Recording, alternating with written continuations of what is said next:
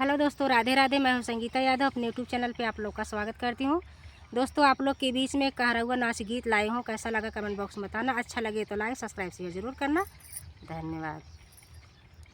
पूर्वू के देशवा से आवेला बकुलवा चने खेतवा बैठे बैठे मोरी माई चने खेतवा बैठे बैठे मोरी माई चने खेतवा बैठे।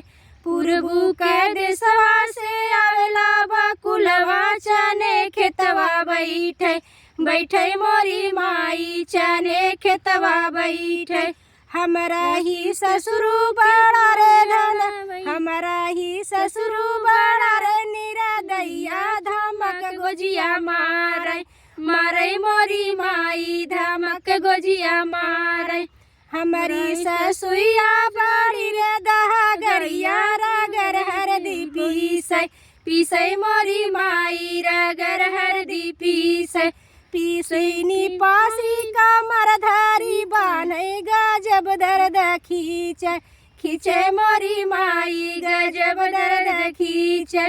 पूर्वू के देशवा से आवेला बकुलवा चने खेतवा बैठे बैठे मोरी माई चने खेतवा बैठे। हमारा ही जेठवा बड़ा रे निरा दैया धमक गोजिया मारे मारे मोरी माई धमक गोजिया मारे। हमारी जेठनिया बड़ी दहगरिया रगर हरदी पीसे पीसे मोरी माई रगर हरदी पीसे पीसैनी हरदी कमर धरी बान्हे गजब दर्द घींचे घींचे मोरी माई गजब दर्द घींचे।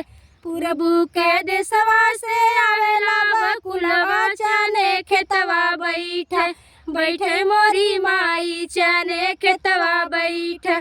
हमारा ही देवरा बड़ा रे निरा दैया धमक गोजिया मारे मारे मोरी माई धमक गोजिया मारे। हमारी देवरनिया बड़ी रे दहगरिया रगर हरदी पीसे पीसे मोरी माई रगर हरदी पीसे।